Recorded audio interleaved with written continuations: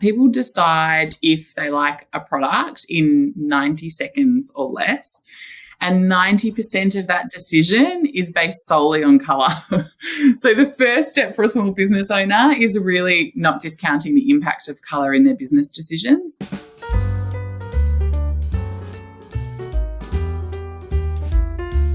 I'm Sean Hessinger, and this is Small Biz in 15, the show where we bring you small business news and tips to make your small business better. Today, Rebecca Hunter, Marketing Director at 99 Designs by Vista, discusses the psychology of color in marketing.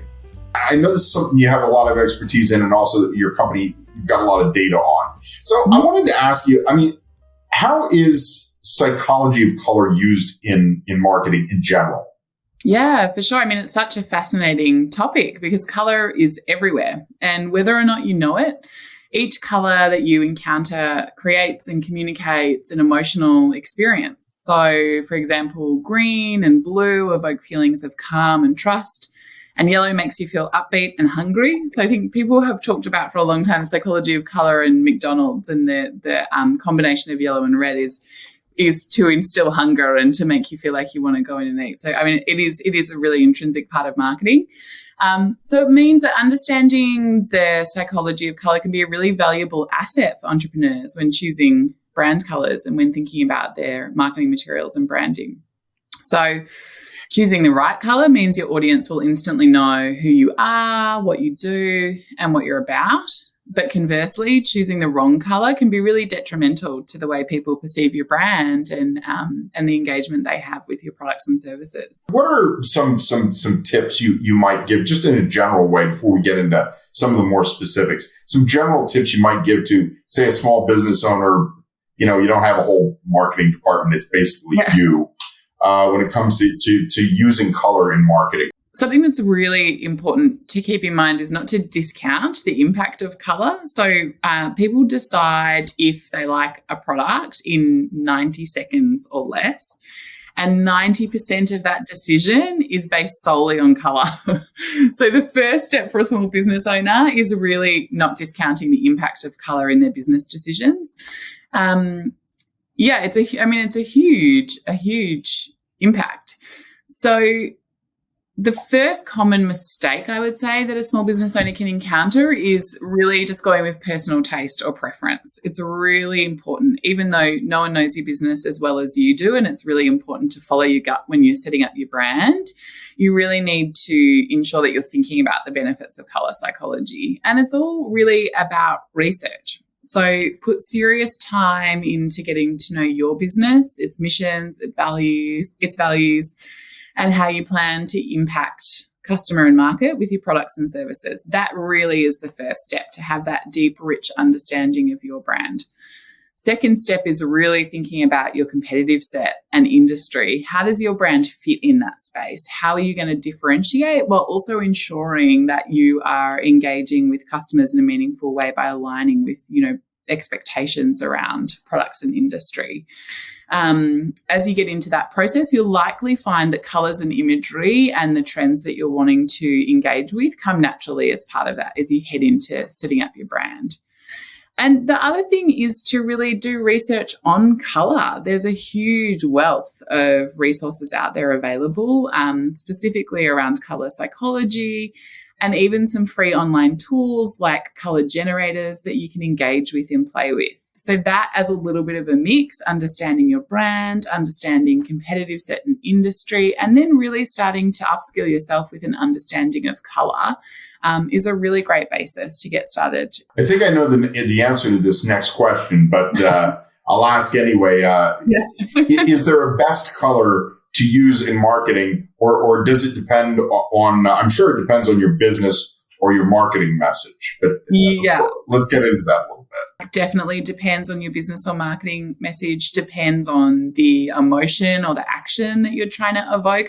Colour is a really powerful tool, like we spoke about before, in just evoking things like hunger or a feeling of calm or excitement. So definitely depends on that emotional response. And then, yes, industry, marketing messages, competitive set as well. Like some industries are far more conservative than others when I think about building and finance compared to design or even, food and beverage. There's a vast difference in the color makeup of those industries. So definitely really important to be considering all of those points. I feel like it's about time for that deep dive. And I think you kind of covered a little bit of it in the beginning, but I think there's some, when you think about primary colors, you think to yourself, well, if they have meanings and if people are making decisions on my brand in the first, in 90 seconds and 90% of it is, I don't remember the figure you quoted, but it sounds like it's pretty important to understand at least some of the primary colors and what kinds of things they mean. So yeah. Let's start with a color like green. How is the color green generally used in marketing? And what does it communicate? For sure.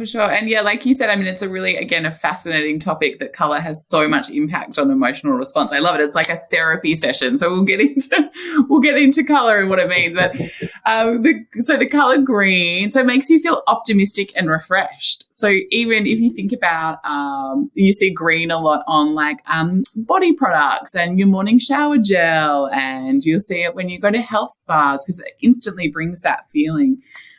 Symbolizes health. It symbolizes new beginnings. It also symbolizes wealth. So green is a color that will stretch across industries.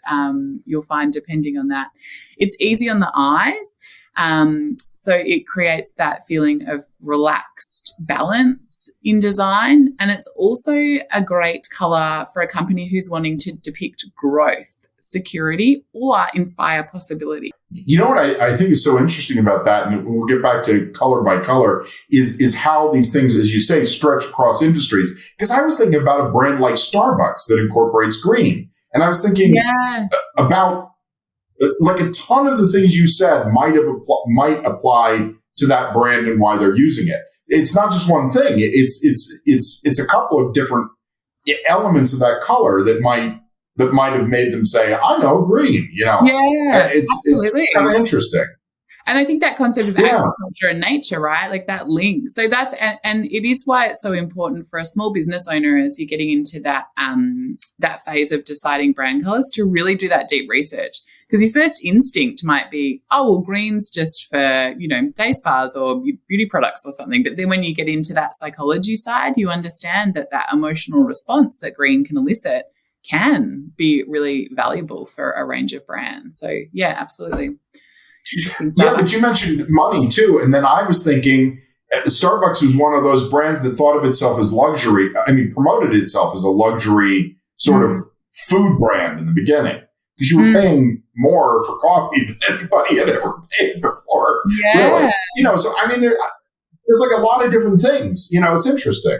Yeah. That's just one that I'm pulling out of the air, but it's. Yeah, but Starbucks too, if you think around, so the elements of the Starbucks experience that would have been built from a branding perspective also would have included the in-store experience. So I don't know, so maybe do Starbucks in Australia versus the US, but rich leather and browns. And so the store itself felt really luxury. And then you had the green, which is almost that link to, coffee and growth and nature. And so I think, that mix of colors also is a really important element as well. And I guess that's a concept also when we talk about staying trendy, like your core brand colors can have accents in your other marketing materials and experiences that also elicit emotional responses or, have different impacts for your brand. Color is so important. It's such a good topic. It's fascinating because you mentioned McDonald's in the beginning, and I thought, well, that's another brand. There's a bunch of these brands that incorporate colors that could go so many different ways, and apply to their business in so many different ways. So you really got to think about this when you're coming up with your brand, and not only your brand, but like you said, other colors that you incorporate in your business, because it's not just your logo and you're done. It's everything else you're doing. Absolutely. Yeah, absolutely. Well, let's go with another exciting primary color. How is the color red generally used in marketing? We talked a little bit about its use in McDonald's, but in a broad sense. Yeah. So red is all about passion and energy. There's some other points as well, but I guess the core crux of red is passion and energy, and it's primarily used in a retail space. So I would think about when you go to the mall, there's lots of bright, bold colors. There's a red in a lot of stores. And I think, that's really about keeping people going, people feeling good about that shopping experience, having that energy come into that brand experience. So it's a really warm and dynamic color. But in saying all of this, it can trigger opposing emotions. So it is associated with passion and energy and love, but also anger and danger. So this, though, interestingly, when we talk about an emotional response, it's a heart rate thing. So as much as your heart is racing when you're feeling passion and energy, your heart's also racing when you're feeling angry. So again, it's this kind of really core emotion that it elicits, or this core feeling that it elicits. But ultimately, it grabs a lot of attention. So it's a bold color, but it's probably a color to be careful with for some brands, given those opposing feelings it can generate. Proceed with caution with red. Let's go on to, this is a fascinating color, and I'm sort of wearing it now. People think of it as an absence of color, but how about the color black? How is black used in marketing? Yeah, sure. So, black is really linked to sophistication, class. It's a very serious color. So you see it associated a lot with luxury and elegance. But it can also mean professionalism and neutrality and simplicity. Black is a really bold and powerful color and often evokes a feeling of mystery. We need to be careful, though, because in some cultures, black also refers to mourning and sadness. So again, it's one of these complex colors, and it comes down to understanding your brand, your audience, and your market before you would use black. It can really dominate. So again, having a think about the use of black in marketing and the mix. Is it an accent color? Is it being used as primary logo? But then is there other colors being brought in? Really depends. Really depends on that research. Let me ask you about blue. What kind of message does blue say in marketing? I'll never forget, in public speaking, they used to say, wear blue. I don't remember the reason. But anyway, what does blue communicate? That's really interesting that you said that, because it's blue suit and red tie is power dressing, right? That's like the classic.